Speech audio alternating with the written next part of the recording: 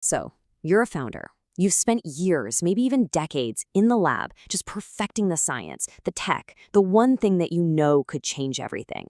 But here's the brutal truth. The market rarely rewards the best product. It rewards the best brand.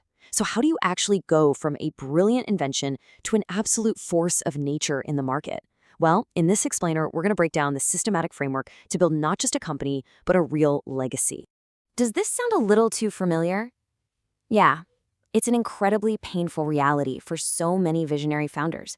You've got the superior solution, the cleaner code, the molecule that could change lives. And yet, out in the wild, the better product doesn't just automatically win. The brand that's better understood, the one that's more trusted, that's the one that wins, almost every single time.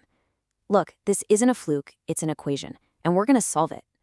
So let's just completely reframe what branding even is. Forget the idea that it's some kind of soft, mystical art form. I want you to think of it as a protocol, a series of interlocking systems that you can build, test, and optimize with the exact same rigor you bring to your research. This is how you build a real, defensible moat around your business that no competitor can ever copy. And that protocol, it starts from the inside out. Long before anyone sees your logo or uses your product, a powerful brand is born from the culture of the company itself. You know, if that foundation is cracked, nothing you build on top of it is going to be stable. So let's dig into the two cultures you absolutely have to get right.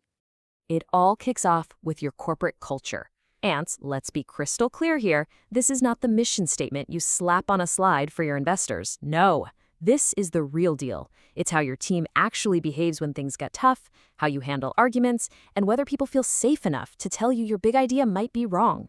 It is quite literally your company's true operating system. You know, think about the early days of Google. Their culture of innovation wasn't just some buzzword. It was an actual policy. They gave engineers dedicated time to just mess around and experiment. That's not fluff. That's the system that literally gave us Gmail. Or what about Netflix? Their whole freedom and responsibility culture created this environment of extreme ownership. These aren't just nice-to-haves. They are the internal engines that will inevitably shape what the world sees. Okay, so if that's the internal operating system, how does it actually show up on the outside? Well, that's where brand culture comes in. This is that magic moment when your internal reality, that true corporate culture we just talked about, becomes visible and is actually felt by the world. It's when your team lives and breathes your brand promise in every single thing they do. A fantastic example is the French food startup Michel and Augustin. Their brand was fun and a little cheeky because their team was fun and cheeky. Zappos built this legendary reputation for customer service because they hired, trained, and empowered their people to be obsessed with making customers happy. It wasn't a script, it was just their culture made visible. The connection here is so simple, it's almost deceptive. Your brand culture is just your corporate culture made visible. So the big question for you as a founder is this: is there a gap? If a customer could be a fly on the wall in your company for a week, would what they see match the promise you make on your website? If the answer is no, or even maybe, you have a critical alignment problem, and you have to fix that first, before anything else. Okay, so once your internal foundation is solid, once it's aligned, then it's time to build the external-facing parts of your brand. This is what most people think of when they hear the word branding, but as we've just seen, it's really step two. We start with your brand identity. We're talking your logo, your colors, your fonts, the way you talk. In a world with infinite noise and zero attention span, this is the very first signal you sent out. And it will either open a little door in your customer's mind or slam it shut forever. And that happens in less than a second. Just think about it for a sec. Coca-Cola's iconic red isn't just a color. It's an instant signal for a feeling. Now, for sci-tech startups, here's a classic trap: designing an identity to impress other scientists. Wrong. You need to design it to communicate trust or innovation or simplicity to your actual customers. That's the only audience that matters. But a great identity is just the handshake. It has to be backed up by the grand experience. This is the sum of every single touch point a customer has with you, from your website and your API documentation to your sales demos and your onboarding emails. Every one of these is a critical brand decision, whether you treat it that way or not. Starbucks didn't just sell coffee, right? They meticulously engineered that third-place experience. The smell, the music, the comfy chairs. And in a B2B tech world, this is just as critical. Does your user manual make your customer feel smart and capable, or does it make them feel stupid and confused? That feeling, that is your brand experience. So you've aligned your culture, you've built a consistent identity and a great experience. Now what? How do you scale? This is the part where you move from just having a product to actually creating a self-sustaining growth engine. This is where it gets really fun. The engine of scale is your brand community. This is your most valuable and, honestly, most neglected asset. A real community happens when your customers stop just talking to you and start talking to each other about you. They start sharing solutions, offering support. They become your most authentic sales force, and you don't even have to pay them.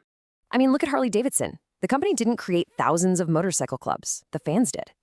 Sephora's beauty insider community generates more trust through peer reviews than any ad campaign ever could. For your startup, this doesn't have to be some massive undertaking.